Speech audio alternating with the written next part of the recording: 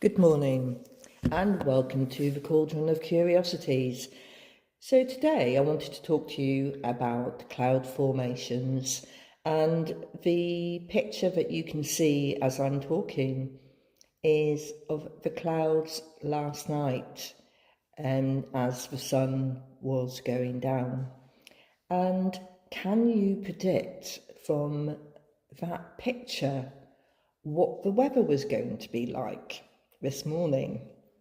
And that would be quite interesting, because I think some of us like to look at the clouds. We're curious about their shapes and we're curious about the stories behind them. So I did a little bit of research and I found Ross Lazier, who's an instructor in atmospheric and environmental sciences, and he talks about being a meteorologist and being fascinated by the weather since he was young. And he always noticed when the weather changed from blizzards to severe thunderstorms and even tornadoes in the summer. Ross mentions that all clouds form as a result of saturation. And saturation is when the air contains so much water vapour that it begins to produce liquid or ice. And he says that if you understand how the clouds develop their shapes, you will be able to start forecasting the weather. Now, I find that quite interesting because I sometimes look at the shapes and I wonder what's going on, especially when there's more than one type of shape up there.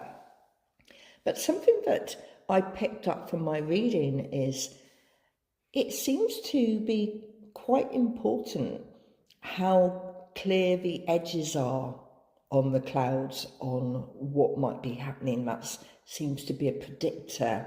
You can use that as a clear sign that something is going to change. He describes the clouds as follows: cotton bull cumulus clouds. Clouds that look like cartoon cotton balls or cauliflowers are made up of tiny liquid water droplets and are called cumulus clouds. These are often fair weather clouds that we see, and the ones that form the shapes of rabbits or dinosaurs or elephants climbing through the sky with soft edges. They're the clouds that we might watch as we lie in the grass, feeling the warmth of the sun on our faces, maybe with a stick of grass in our mouth, chewing the sweet end as we consider what we can see, or even playing castles in the air. It brings me into mind of a wonderful, lazy summer day. Now, sometimes with the cumulus clouds, the air is particularly warm and humid, and the atmosphere above is much colder. Cumulus clouds can rapidly grow vertically into what is called a cumulonimbus, and I have heard those clouds referred to as bimbly cues because they can move quite slowly.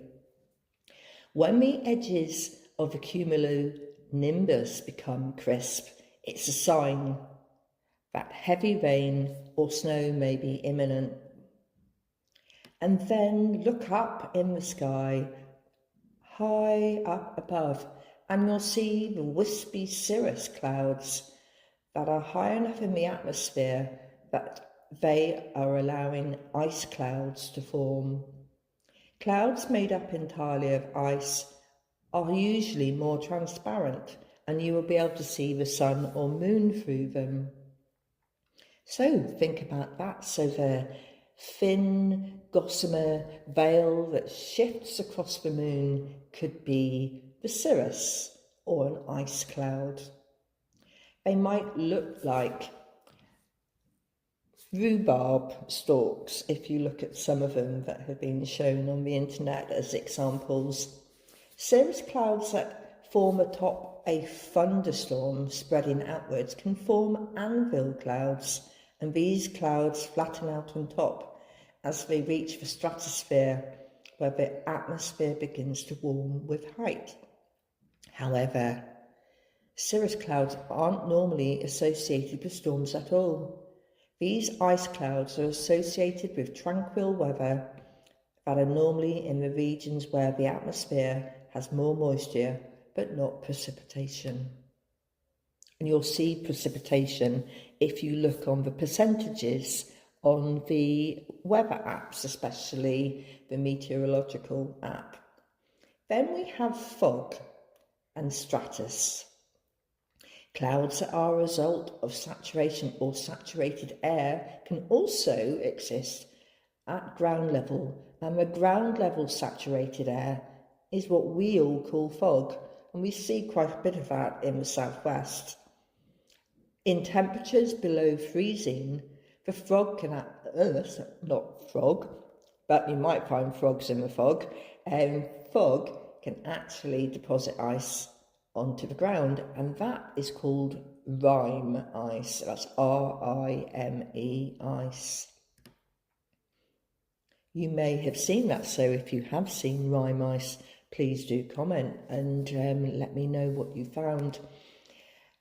You can also contact me on info@thedandelion.moon.co.uk. But when the clouds form thicker layers, we see them having a word called stratus applied to them, because stratus is another word for layer. And these can occur just above the ground or a little bit higher up. And if they're slightly higher up, it's a little bit like when you're in the choir, being the alto stratus. And then higher at a further level above where those ice clouds are, they become called cirrostratus. And if there's enough moisture and lift, the stratus clouds can create rain or snow, and that's when they become named nimbostratus. You may wonder, why do mountains always have clouds around them? And Ross suggests that lenticular clouds, for example, looking like flying saucers, are formed far from the mountains because they actually come where the wind creates an effect like ripples over the pond. And what you may see are banner clouds, which are for when the air is spinning on one side of a mountain. So what you'll notice, if you're thinking, what has she been talking about, is that wind and the movement of air plays a large role in the formation of clouds and the shapes that they make. Clouds move along with the wind, and we can watch them, and we can see which way the wind's changing direction. And sometimes it might seem like the wind is coming from one direction, and the wind is blowing in our face from another. Cirrus clouds at the level of a jet stream, which is about 6 miles above the ground, can move at over 200 miles an hour, which is quite amazing in itself. So let's go back to the photograph that I shared that you can see as this is recording. And what do you think the weather was doing this morning when I woke up? Well, when I pulled my curtain back, it was a clear sky, and there was frost on the windows, and it was relatively thick enough that I needed to scrape it off. But the sun became bright quite quickly. It was very cold. So when you look at those pictures, did it indicate that was what the weather was going to be this morning? Some of you may be able to decipher what's going on with the weather more easily than I can. And do those colours in the sky represent how blue the sky is going to be the next day? Because the presence of the blue is related to the hydrogen. And if there's anybody who'd like to come along and talk to us about cloud formation or the colours in the sky, I would be really interested to hear from you, and so that we can share this with our listeners. And it's not just me being curious, going, I wonder what's happening there. Why is that cloud creating a castle today? Or why are there no clouds in the sky at the moment? But thank you for listening. And if you want to contact me about any subjects that you think, yes, it would be interesting to talk to Sarah about that, then contact me at info@thedandelionmoon.co.uk. Have a marvellous magical day.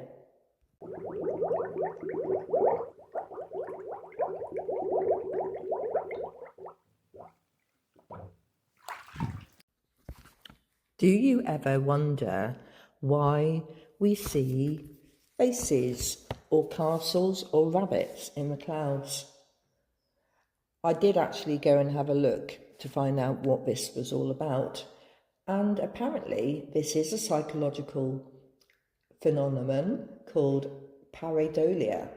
And pareidolia is where individuals perceive recognizable patterns or familiar images, such as faces or figures, in random, ambiguous visual stimuli, derived from the Greek words para, beside or beyond, and eidolon, image or form. The term emphasises how our perception transcends mere sensory input.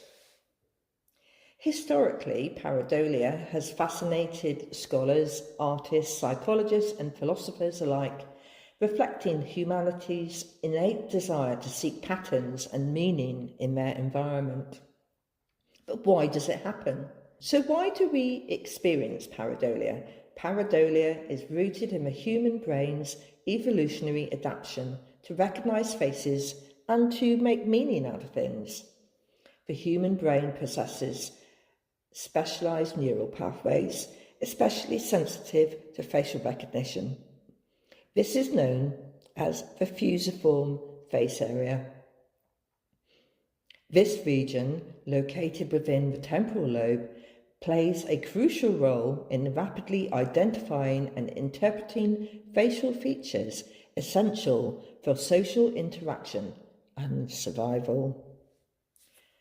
This quick face recognition has been vital for distinguishing friend from foe over many years, ensuring social cohesion and providing early warnings of potential threats. Consequently, our brains are predisposed to err on the side of caution, identifying faces even in vague or uncertain visual contexts, such as clouds.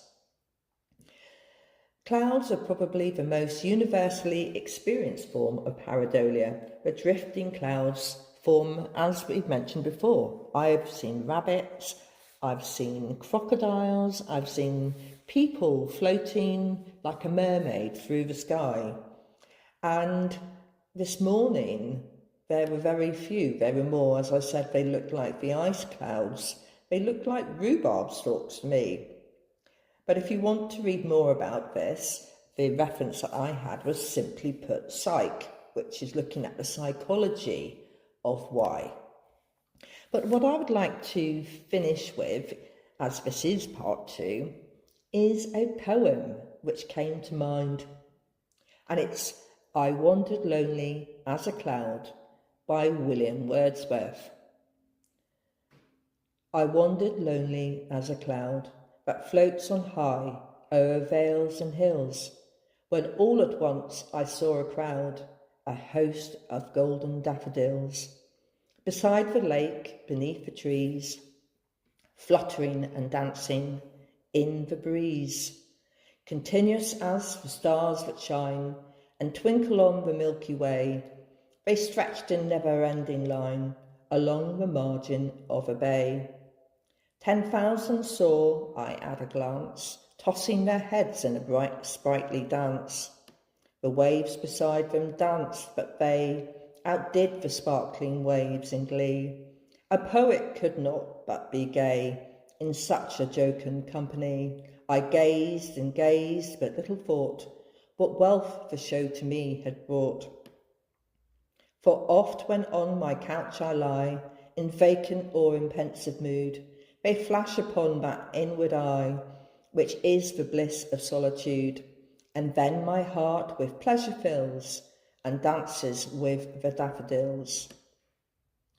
For me, that poem also strikes into my heart the sense of floating like the cloud and being able to observe the world from a different point of view, of being able to relax and not have any worries and no responsibilities, which is often what we seek, is to have a life that is relaxing at times and allows us to wander freely and see things, see the beauty of the world, which is what Wordsworth was able to do. It's interesting how we can put ourselves into the perspective of something that appears to be inanimate, but we give it life through words. And that would be something else that I would be curious about. Why do we anthropomorphize objects and animals even? Why do we do that? If anybody's got any thoughts on that, please do contact me. But let's, move on to our day thinking about what would we see, where would we go, what would we be looking for if we were a cloud, where would we head? Would we head towards the sea and the bay? And what could we see today when the sun's shining? I can just imagine watching the birds getting their nests ready for the young. And there's much activity in the hedges with the smaller birds where they're deciding who is matching with who this year. And soon there will be eggs laid, and that means we will hear much squawking if we get too close to the hedges.